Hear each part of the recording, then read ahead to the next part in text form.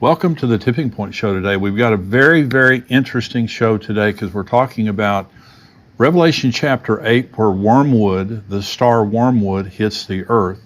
Now, there is an asteroid headed toward Earth that NASA is talking about. All the experts are talking about it hitting the earth in April of 2029, and that's what this book is about by Thomas Horn. And we have a big interview coming, some in the free portion of the program. The rest of it will be in the subscriber portion after the break. But he's written this book called The Messenger, and this goes into detail now about what the experts are saying, and that is there is an asteroid, a major asteroid on the way to Earth. And many of the leading experts are saying it's going to hit the Earth on April the 13th, 2029. And so Dr. Thomas Horn is going to be talking about what that means related to the end times and when the beginning of the tribulation would occur. So stay tuned for that. Let me just kind of talk us up to the point of the interview with Dr. Horn.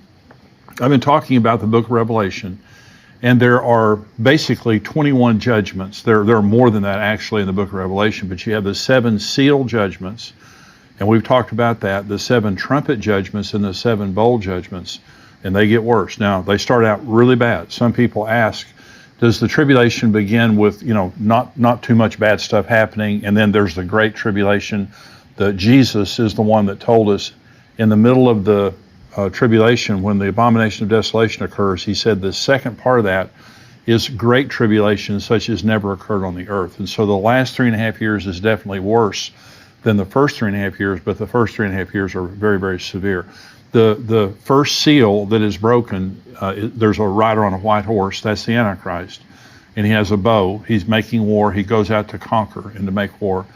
Then there's the rider on the red horse, that's the second seal that's broken. Peace is taken from the earth and men kill each other. Okay. The third seal is the rider on the black horse, and it says that there's famine and starvation. It takes an entire day's wage to buy enough food to survive that day. The fourth seal is broken, and it's the pale horse. A fourth of mankind is killed in different manner, by starvation, by sword, and by wild animals. It's just absolutely awful. The first 4 seals are terrible. The 5th seal is broken, and you have the altar of souls, where the people who have been martyred are asking God, how much longer do we have to wait? And the Lord says to him, there's more coming. There's more people who are going to be martyred. And so you need to wait a little bit longer. What that means is there's going to be mass martyrdom during the tribulation, the Antichrist killing people. Revelation 20 tells us about the people who have been beheaded because they would not worship the beast or take the mark of the beast. So this is mass martyrdom during the tribulation. When the 6th seal is broken, something very interesting happens. And this is kind of a preview of what we're talking about with Wormwood. It says, and I looked when he opened the 6th seal, and behold, there was a great earthquake, and the sun became black as sackcloth of hair, and the moon became like blood, and the stars of heaven fell to the earth, as a fig tree drops its late figs when it is shaken by a mighty wind. Then the sky receded as a scroll when it is rolled up, and every mountain and island was moved out of its place. And the kings of the earth, the rich men, the mighty men, the commanders, every slave and every free man hid themselves in the caves and in the rocks of the mountains, and said to the mountains and rocks, fall on us and hide us from the face of him who sits on the throne and from the wrath of the Lamb. For the great day of his wrath has come, and who is able to stand? Well, I want to begin. This is talking about the sky growing black, and stars begin to drop like a fig tree drops its figs and all those things. Well, if you saw the movie Greenland, it's a good movie, and it talks about extinction level event that happens when an asteroid hits the earth. And what you notice in that movie, which is a very realistic movie, is an asteroid is not just one big rock, even though it is ultimately. You have all of these stars, all of these parts of the rock hitting in waves. And so that would be like a fig tree losing its figs. And so we're going to read in just a minute in Revelation chapter 8 now, all of the events, or the first 4 trumpets, are going to sound in Revelation chapter 8. The seals are over. The first 4 trumpets are going to sound, and all of these are the same event. It's all Wormwood that is about to hit, that hits, and the effect after it hits. So this is chapter 8. When he opened the 7th seal, there was silence in heaven for about half an hour. And I saw the 7 angels who stand before God, and to them were given 7 trumpets. Then another angel, having a golden censer, came and stood at the altar. He was given much incense, that he should offer it with the prayers of all the saints upon the golden altar which was before the throne. And the smoke of the incense with the prayers of the saints ascended before God from the angel's hand. And then the angel took the censer, filled it with fire from the altar, and threw it to the earth. And there were noises, thunderings, lightnings, and an earthquake. So the 7 angels who had the 7 trumpets prepared themselves to sound. So they're about to sound their trumpets, and as each one of them sounds the first 4 trumpets now, this is all talking about the same event. This is the first trumpet. Verse 7, the first angel sounded, and hail and fire followed, mingled with blood, and they were thrown to the earth. And a third of the trees were burned up, and all the green grass was burned up.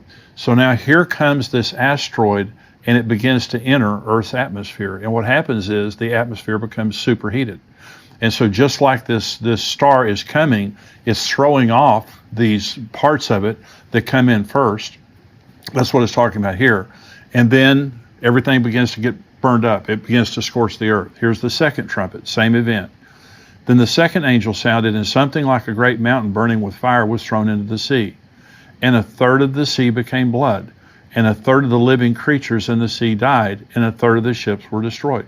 Again, this is part of Wormwood. This is part of the asteroid that comes and it strikes the ocean. And when it does, it just devastates the ocean and the sea life in the ocean. Okay, here's the third trumpet. Then the third angel sounded, and a great star fell from heaven, burning like a torch, and it fell on a third of the rivers and a third of the springs of water. The name of the star is Wormwood.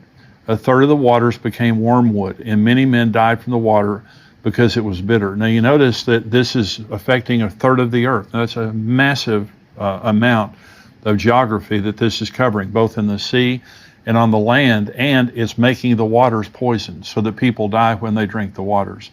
And now later in Revelation 16, all sea life dies, and all of the waters of the earth are either poisoned or become blood. So the judgment upon the waters is one of the great judgments. Now, but what you'll notice now in the trumpet judgments, and also or the seal judgments and the trumpet judgments, is it's partial. It's a fourth, it's a third, it's partial. When you get to the bowl judgments of later on in the book of Revelation, it's total. Everyone's affected by those judgments. And so this is the fourth trumpet. Then the fourth angel sounded, and a third of the sun was struck, a third of the moon, a third of the stars, so that a third of them were darkened. A third of the day did not shine, and likewise the night. And I looked, and I heard an angel flying through the midst of heaven, saying with a loud voice, Woe, woe, woe to the inhabitants of the earth, because the remaining blast of the trumpet of the 3 angels were about to sound. Let me go back now to the 6th seal and read you what I read you earlier. I looked when he opened the 6th seal, and behold, there was a great earthquake, and the sun became black as sackcloth of hair, and the moon became like blood. And the stars of heaven fell to the earth as a fig tree drops its late figs when it is shaken by a mighty wind. So both in the 6th seal and also here at the 4th trumpet, we're told that the sky grows black. That's exactly what happens when a meteor or an asteroid hits the earth. That magnitude of an asteroid, it throws up all the dust. There's all like Mount St. Helens or something like that. All this dust is thrown up into the atmosphere, and it becomes very dark or black. And so these judgments are describing one event. An asteroid is coming, it begins to superheat the earth, burn up all the green grass, all of that, then it throws off a part of itself in the ocean, then it hits the earth, and then the sky grows black. So the judgment of Wormwood is a severe judgment that causes great death, great harm. You can understand the level of panic. Now, Dr. Tom Horn is going to join us here, and he had a personal experience that he's going to talk about. A dream that he experienced that then led him to the truth of Apophis. Now, Apophis is what NASA is calling the asteroid that it's on its way here. And there's some level of disagreement that you'll hear him talk about, that NASA is trying to deny that this is going to hit the earth directly. You can imagine the panic that would cause if everyone knew this was happening. And by the way, we have sent up a spaceship for the purpose of finding asteroids and trying to blow them up for the purpose of them not hitting the earth. And so I personally believe that is in response to Apophis and what NASA is saying right here. So we're going to go right now to this interview by Dr. Tom Horn. NASA has affirmed that there is an asteroid headed toward the Earth. They're calling it Apophis. And they're saying it's going to arrive, was it 2029?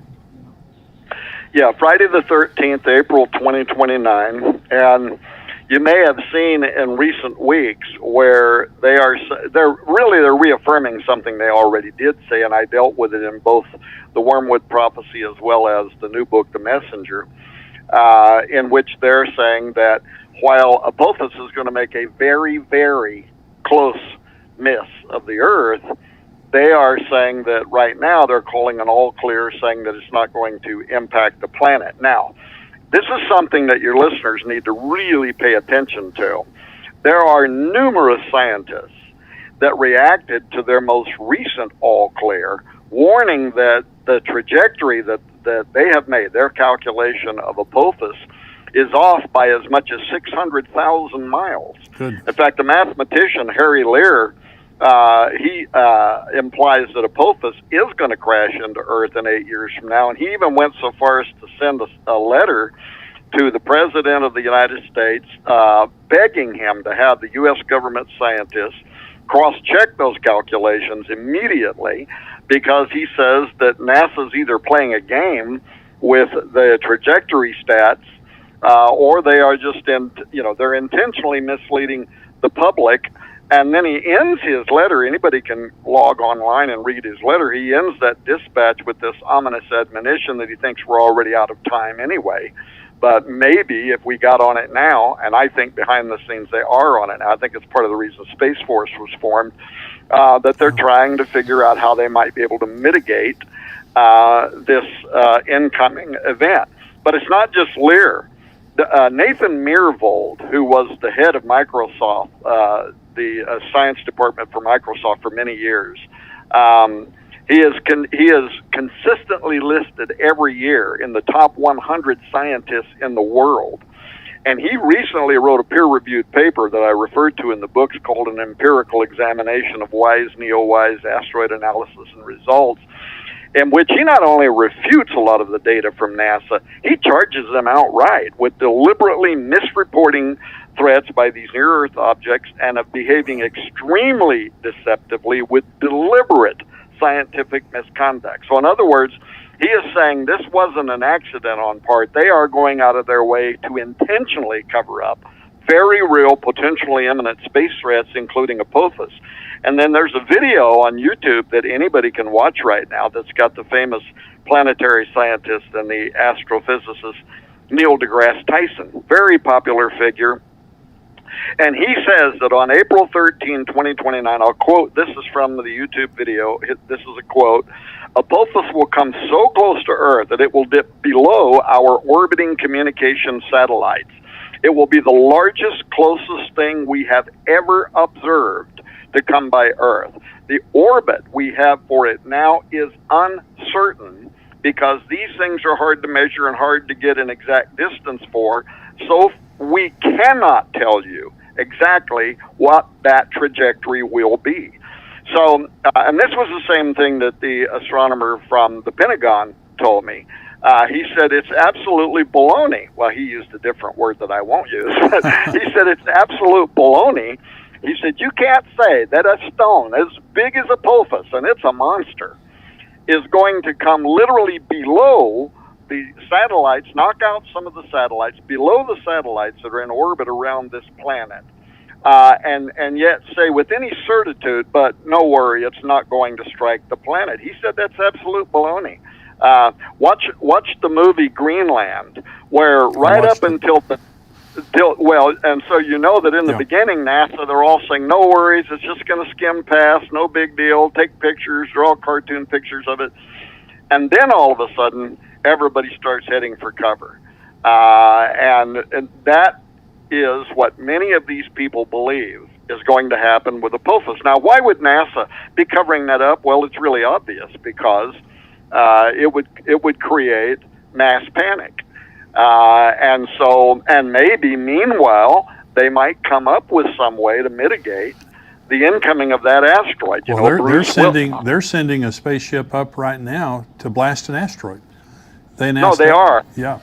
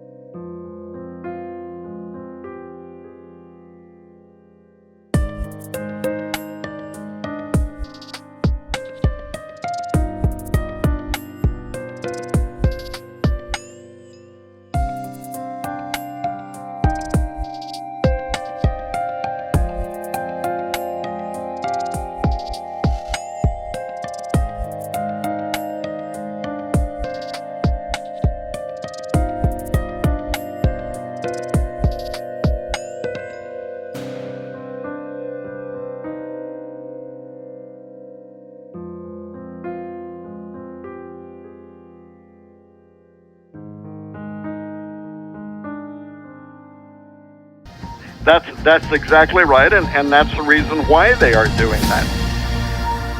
Well, that's a fascinating interview. I hope that you enjoyed that. Now, we have more of it coming, about 10 more minutes of that interview coming up in the subscriber portion. If you're not a subscriber, please become a subscriber. Endtimes.com is where you go to subscribe. It's $7 a month, $77 a year. As a monthly subscriber, you get the first month for free. So if you want to just check it out, become a monthly subscriber. It's free for the first month. If you don't want to continue, fine. And if you do, that's great also.